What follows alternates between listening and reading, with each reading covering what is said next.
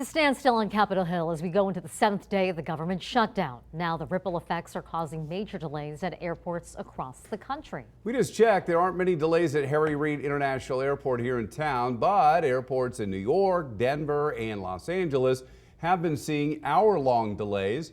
Transportation Secretary says there's been an uptick in air traffic controllers that are calling in sick, forcing the FAA to slow down flights due to staffing shortages.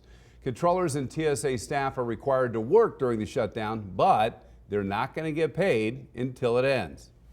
Some smaller airports in neighboring California also dealing with staffing shortages. That includes the Hollywood-Burbank Airport, and our Fidel Moreno Meza is live with how the issues there could impact travel here in Las Vegas. While fewer than 20 flights a day connect Las Vegas and Burbank, what happened there highlights how staffing issues at smaller airports can have rippling effects. And if a situation like that one were to happen at a major hub like Harry Reid, it could be a travel headache.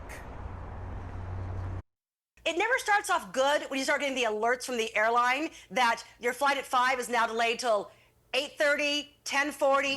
I got to the airport just before 4 p.m. yesterday for my 5:30 flight.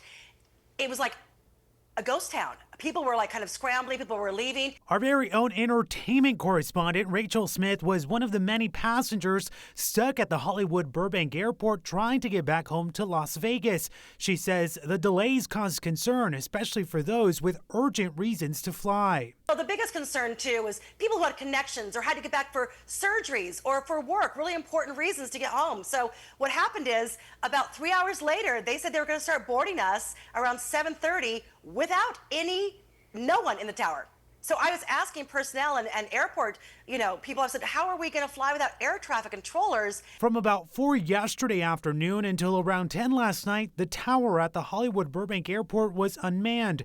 Aviation expert and pilot Reid says that some shortages can be managed temporarily, but the longer the shutdown lasts, the greater the risk, especially for a major airport like Harry Reid.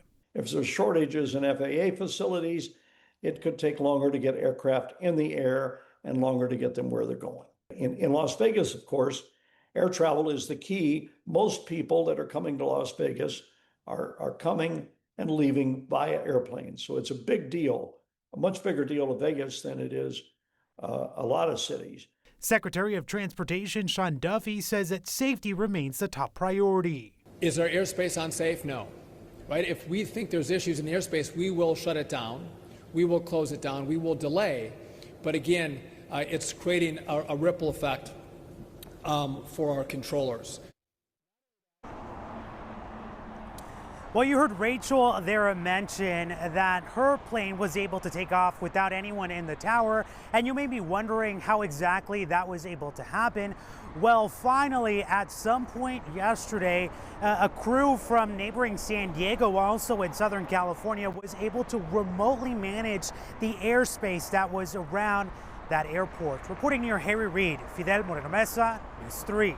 Well, the domino effect there. All right, Fidel, thank you. Well, taking an in-depth look at growing concerns regarding air traffic control shortages amid the government shutdown. That's coming up later tonight on Nightly News with Tom Yamas. And coming